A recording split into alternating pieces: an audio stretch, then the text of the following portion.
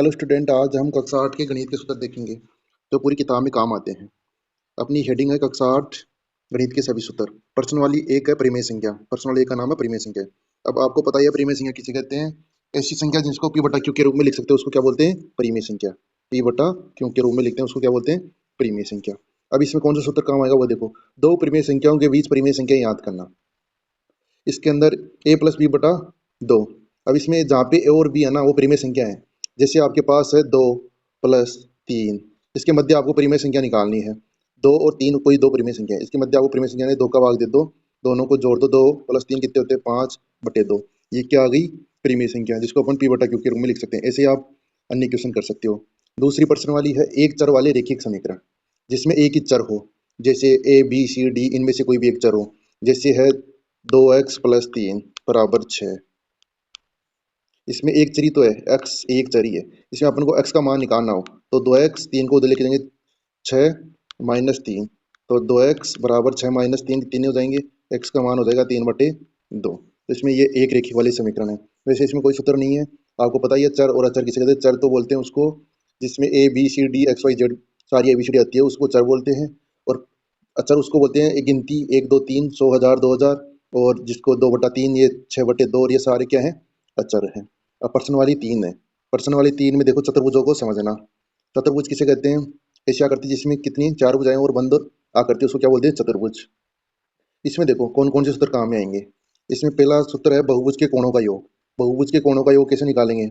बहुभुज यानी जिसमें दो या दो से अधिक भुजाएं हो, दो से अधिक भुजाएं, दो या दो से दो नहीं, दो से अधिक भुजाएं, उसको क्या बोलेंगे, बहुभुज।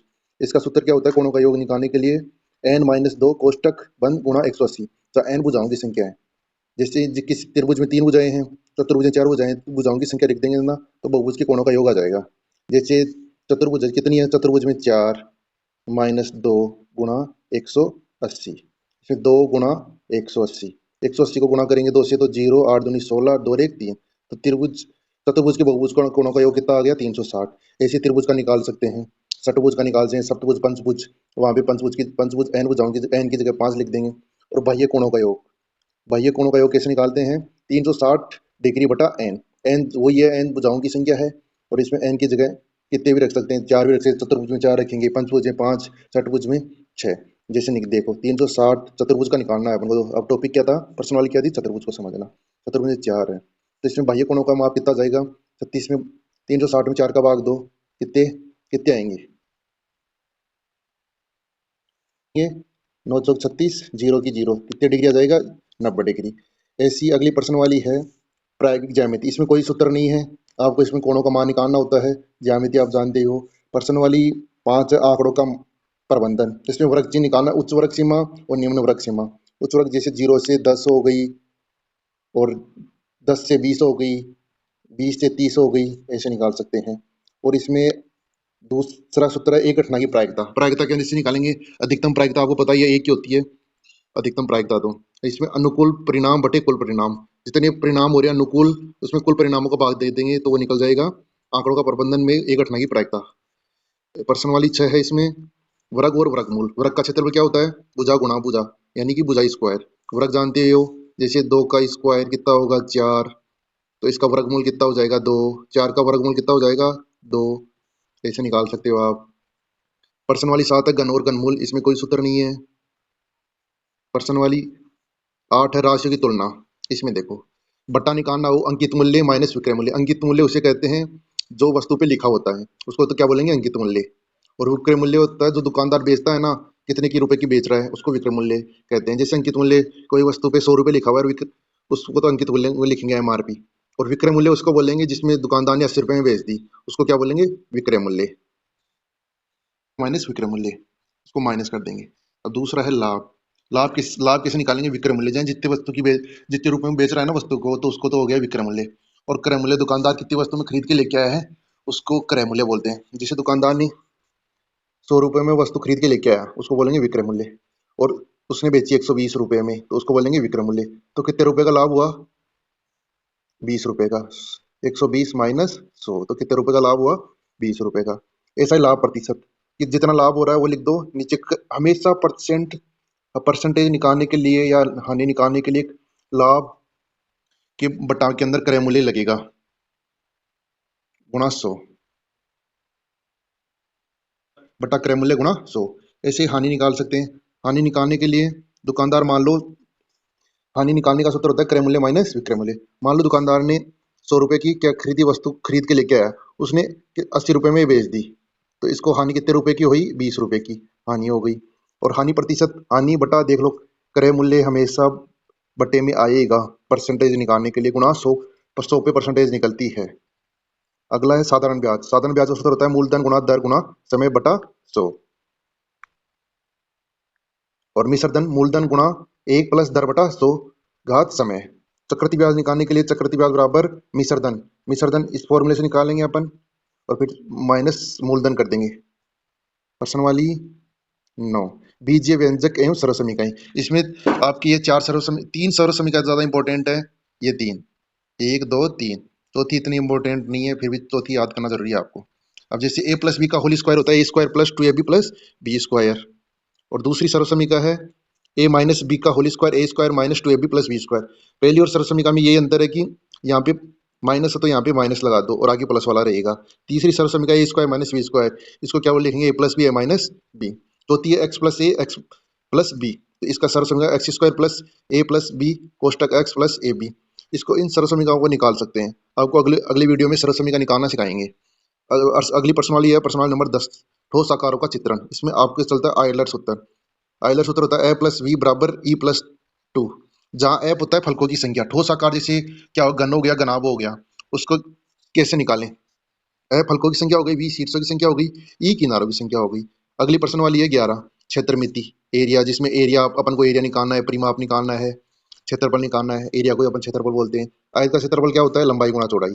आयत कैसा होता है? ऐसा जिसके आमने सामने की क्या हो, भुजाएं समान हो, उसको क्या बोलते हैं? आयत। और इसका परिमाप निकालने दे तो इस भुजा को जोड़ दो, इसको जोड़ दो, इसको जोड़ दो, इसको जोड़ दो, उसका परिमाप निकल जाएगा। या दो दो बर लंबाई हो गई और दो बर चौड़ाई होगी, तो इसका सूत्र होता है 2 लंबाई प्लस चौड़ाई। और आयत का क्षेत्रफल क्या होता है? कोई भी एक लंबाई को गुणा कर दो और दूसरी चौड़ाई को गुणा कर दो। और इसमें वृत्त का क्षेत्रफल, वृत्त उसे कहते हैं जिसके आमने सामने क्या हो, भुजाएं समान हो। जैसे ये है, ये भी समान है, ये भी समान है, ये भी समान है, ये भी समान है, इसको क्या बोलेंगे? वृत्त। और वृत्त का परिमाप क्या होगा? 4 गुना भुजा। इसको इसको इसको इसको, 4 भुजाएं, चारों को 4 से गुणा कर दो और भुजा कितनी सेंटीमीटर है उसके गुणा कर दो, 4 गुना भुजा। वृत्त का क्षेत्रफल भुजा स्क्वायर हो गया। वृत्त का क्षेत्रफल पाई आर स्क्वायर। वृत्त कैसा होता है? ऐसा, जिसमें केंद्र होता है मध्य। यहाँ से यहाँ तक की दूरी को क्या बोलते हैं? त्रिज्या। इसका क्षेत्रफल क्या होगा? पाई आर स्क्वायर। पाई का मान हमेशा कितना होता है? 22/7। पाई का मान कितना होगा? 22/7। पाई का मान होता है 22/7 या 3.14। और वर्त की परिधि, वर्त की परिधि कितनी होगी? वर्त ये होता है ना, वर्त, ये परिधि, ये इसको बोलते हैं 2πr। यही वर्त का परिमाप भी होता है, इसको वर्त की परिधि कहते हैं। देख लो ये रहा, इसमें भी पाई का मान वही 22/7। पाई का मान हमेशा 22/7 ही रहता है या 3.14। अगला क्वेश्चन, त्रिभुज का क्षेत्रफल। त्रिभुज का क्षेत्रफल होता है 1/2 आधार गुणा ऊंचाई। आठवां क्वेश्चन है समांतर समांतर चतुर्भुज का क्षेत्रफल, आधार गुणा ऊंचाई। समलंब चतुर्भुज का क्षेत्रफल क्या होता है? 1/2 समांतर भुजाओं का योग गुणा उनके बीच की दूरी। जैसे ये हो गया समलंब चतुर्भुज, ये क्या है? समलंब चतुर्भुज। यहाँ से यहाँ तक होती है बीच की दूरी, समझ गए?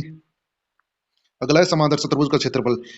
सम चतुर्भुज का क्षेत्रफल, सम यानी जिसकी सारी भुजाएं क्या हो? समान हो, ये सम। इसका सम चतुर्भुज का 1/2 गुणा विकर्ण गुणनफल। इनको गुणा कर दो, इन विकर्णों का गुणनफल। विकर्ण क्या होते हैं? एक कोने से उसके सामने वाले कोने की बीच की दूरी को क्या बोलेंगे? विकर्ण। घन का पृष्ठीय क्षेत्रफल होता है 6 गुणा भुजा स्क्वायर। घन कैसे बनाते हैं आप? आपको पता है घन कैसे बनाते हैं? ऐसे ऐसे, ये घन होता है। घन में कितने फलक होते हैं? ये आपको पिछले वाले वीडियो में बताया, कितने पृष्ठ होते हैं, कितने फलक होते हैं, कितने कोने होते हैं। घन का आयतन होता है भुजा क्यूब, क्योंकि इसके अंदर 3D होता है ना घन, तब भुजा क्यूब होगा। घन आपका पृष्ठीय क्षेत्रफल 2 कोष्टक लंबाई गुणा चौड़ाई गुणा ऊंचाई। घन आपका आयतन लंबाई गुणा चौड़ाई गुणा ऊंचाई, ये क्या हो गया? घन आपका आयतन। प्रश्न वाली 12, घातांक एवं घात। इसमें कौन कौन से फॉर्मूले काम आएंगे आपके? देखो, इसको क्या लिखेंगे? पहला इसमें 1 की पावर m है, इसको अपन ये भी लिख सकते हैं, 1/1 की पावर m। बट्टे से नीचे आते ही घात क्या हो जाती है? प्लस में जाती है। और बट्टे से नीचे माइनस में, तो ऊपर जाती है प्लस हो जाती है, यानी घाती विपरीत चिन्ह की हो जाती है। इसमें दूसरा है 1 की पावर m और 1 की पावर n। इसको क्या कैसे लिख सकते हैं? इसको ऊपर लेके जाएंगे ए की पावर एन को, तो दोनों में आधार समान है ना, दोनों में क्या है, आधार समान है, तो ए घात एम माइनस एन। तीसरा है एक ए की पावर एम कोष्टक एन बराबर, इसको क्या बोलेंगे, ए एम एन। और चौथा है एक की पावर एम गुणा बी की पावर एम। इन दोनों को, ए और बी को एक साथ लिख सकते हैं, इस घात अगर दोनों में समान है, एम और एम दोनों में घातें समान है ना, तो इसको लिख देंगे ए और बी लिखा के कोष्टक लागे एम, ऐसे हो जाएगा। पांचवा है ए की पावर एम बटा बी की पावर एम बराबर ए बटा बी, क्यों दोनों की घात समान है तो इसको ऐसे लिख सकते हैं। छह की पावर, छठवा फॉर्मूला इसमें क्या आएगा, ए की पावर एम गुणा ए की पावर एन। इसमें दोनों आधार समान है, देखो इसमें भी ए है और इसमें भी ए है, तो इसको क्या लिखेंगे, ए गुणा ए एन है, इसको क्या लिख सकते हैं अपन, दोनों में आधार समान है तो ए, और दोनों की घातों को जोड़ दो। और एक आपको ये पता ही है, एक की पावर जीरो, किसी भी संख्या की पावर जीरो हो उसका मान हमेशा एक होता है। ये आपको अगले वीडियो के अंदर समझाया जाएगा क्यों होता है, इसको प्रूव करके दिखाया जाएगा। ऐसे मेरे चैनल पे बने रहिए, ऐसी वीडियो देखते रहिए। इस वीडियो देखने के लिए मेरे चैनल को सब्सक्राइब कीजिए। थैंक यू, धन्यवाद, जय हिंद, जय भारत।